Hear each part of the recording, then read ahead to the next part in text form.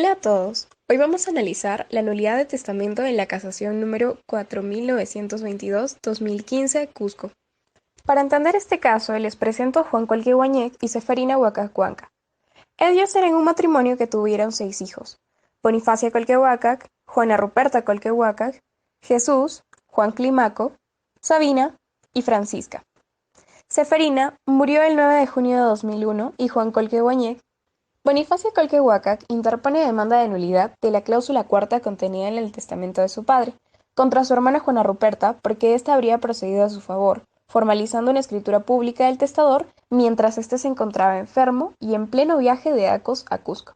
Además, el acto de disposición sería nulo de puro derecho, atendiendo a los numerales 3 y 7 del artículo 219, ya que la demandada contesta señalando que ella no ha intervenido en la realización o formalización de ninguna memoria testamentaria, ya que en el presente caso no se encuentra una causal para declarar nulo el testamento, dado que en el artículo 807 del Código Civil solo franquea la nulidad parcial.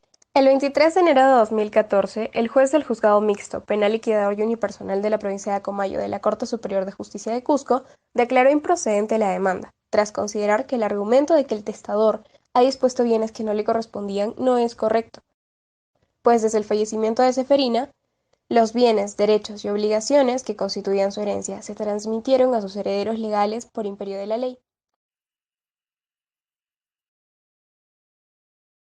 Sentencia de segunda instancia.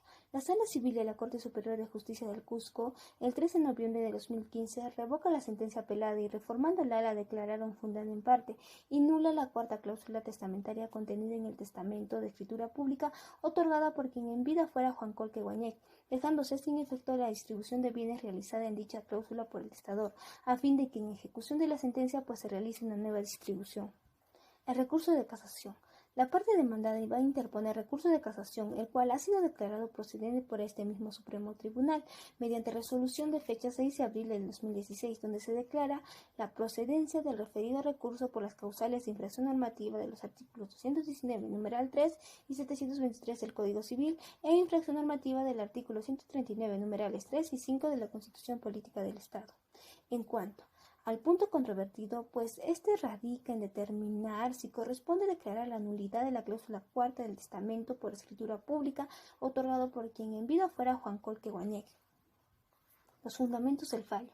Con respecto a la denuncia de la supuesta infracción del artículo 219, numeral 3 del Código Civil y del artículo 723 del mismo código, la Sala Suprema manifiesta que se aprecia que la recurrente considera que la Sala de Mérito confunde los conceptos de herencia y legítima, lo cual no resulta correcto, pues de la revisión de la sentencia de vista se aprecia que el colegiado superior, al efectuar el análisis respecto a la nulidad del testamento en el punto 3.3 de la sentencia, analiza las normas que regulan la legítima y su libre disposición, lo que lleva a concluir que el testador y progenitor de los sujetos procesales solo podía disponer libremente del tercio de sus bienes, debiendo respetar la legítima restante, argumento pues que resulta congruente con lo ya establecido en las normas del Código Civil.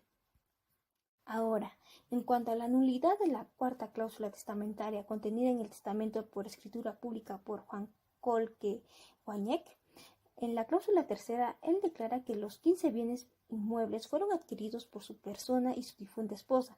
Sin embargo, en la cláusula cuarta, él dispone de la totalidad de los mismos, cuando solo le correspondía disponer del 50% más la novena parte, y es por ello que al haber dispuesto de todos los bienes, se incurre en la causal contenida en el numeral 3 del artículo 219 del Código Civil, por cuanto el objeto del testamento resulta jurídicamente imposible. Es así que llegamos al siguiente fallo, donde se declara infundado el recurso de casación interpuesto por la demandada Juana Ruperta Colque Huacac, de fecha 9 de diciembre de 2015, y por último se dispone la publicación de la presente resolución en el Diario El Peruano. Casación 4431-2015, Lima. La demanda hace del 25 de mayo de 2007. Los demandantes son Flor de María, Abel Raimundo y Jessica Arojo Camargo, que interponen demanda de contradicción de testamento para que se declare la anulación de testamento otorgado por Elena Camargo de Arauco ante el Consulado General adscrito al Perú en Chicago, Estados Unidos, mediante escritura pública número 145.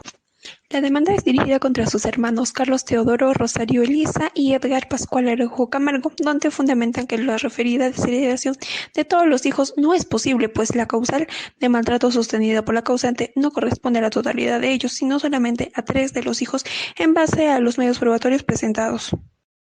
Los fundamentos que alegan son a. La falsa afirmación de que 7 de los hermanos hayan agredido a su madre. B. Que no es posible que su madre haya podido redactar tal documento como sea el testamento por su grado de instrucción. C. Su hija Rosario se encontraba en China a la fecha de que se sostiene que se agredía a la testadora, situación que se repite con otros hijos con los que no convivía. En la contestación de la sentencia, alegan que existían problemas familiares admitidos por los accionantes, que los padres pudieron superar. La madre se fue a vivir a Huancayo, donde inició inventario para la constitución de su testamento, que a la muerte de su esposo también se le dio parte de los bienes repartidos por considerarse parte de los mismos, así como fruto de su trabajo. Sentencia de primera instancia.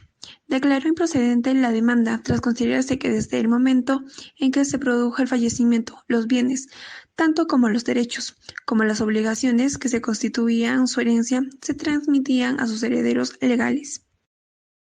La disposición de los bienes patrimoniales efectuados por el testador debe ser entendido como la disposición de la parte de sus bienes que por ley le correspondían, más la parte que como cónyuge superstite tenía cada uno de ellos. Por tanto, el argumento de que el testador ha dispuesto bienes que no le correspondían no es correcto. Esta se declaró improcedente y se apeló.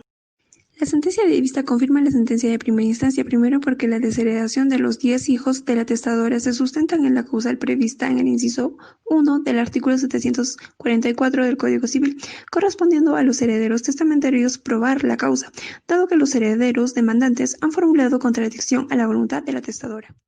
Recurso de casación. Recurso de casación. Interpuesto por Walter Eduardo Araujo Camargo en contra de la sentencia de vista por la causal de infracción normativa material de los artículos 7 del título preliminar 744 y 752 del Código Civil. Asimismo, de forma excepcional, y del artículo 139 de la Constitución Política. Puntos controvertidos. La cuestión jurídica consiste en determinar si se han infringido las reglas de la debida motivación y si se han comprobado una debida valoración a los medios probatorios aportados al proceso, y asimismo, si se han infraccionado los artículos 741, inciso 1 y 752 del Código Civil. Fundamentos principales.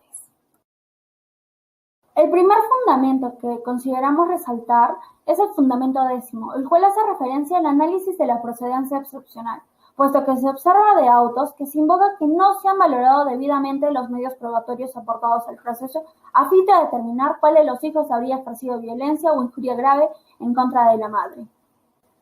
En segundo lugar, tenemos el fundamento 12º, el cual hace referencia a que los hechos sustentatorios de la pretensión de anulabilidad del testamento no configuran las causales de nulidad y anulabilidad que establece el Código Civil en los artículos 808 a 814. Finalmente, hay que hacer mención al fundamento 13º, el cual expone que la demanda incoada tiene como petitorio una contradicción en la desheredación por fundarse en una causa falsa y asimismo la anulabilidad del testamento. Las partes en conflicto también presentaron la transacción judicial mediante las cuales acuerdan sobre aspectos patrimoniales y que se declare la anulabilidad del testamento. El fallo. Y como último punto tenemos el fallo, el cual declaró fundado el recurso de casación interpuesto, asimismo casaron la sentencia de vista y en consecuencia nula e insubsistente la sentencia apelada. Finalmente ordenaron que el segundo juzgado especializado en lo civil de la Corte Superior de Justicia de Lima emita una nueva sentencia.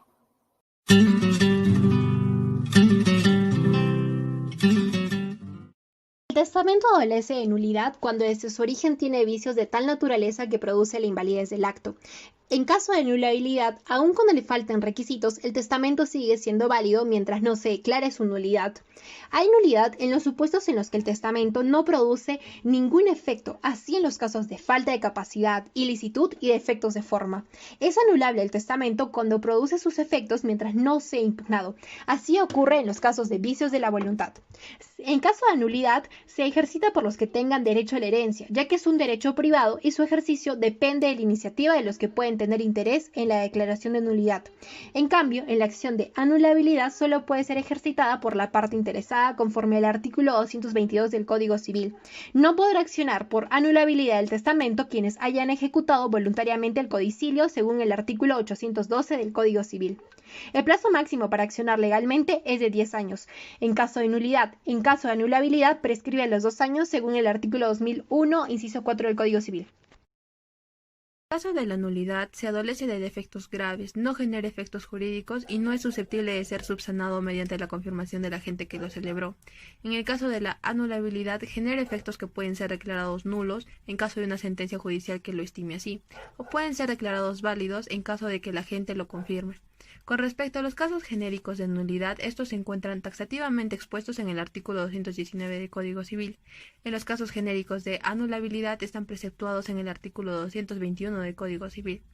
Cada uno cuenta también con casos específicos. Por ejemplo, en el caso de nulidad tenemos el artículo 808, que se da cuando el testamento es otorgado por incapaces menores de edad o por mayores enfermos mentales cuya interdicción ha sido judicialmente declarada, entre otros que podemos visualizar.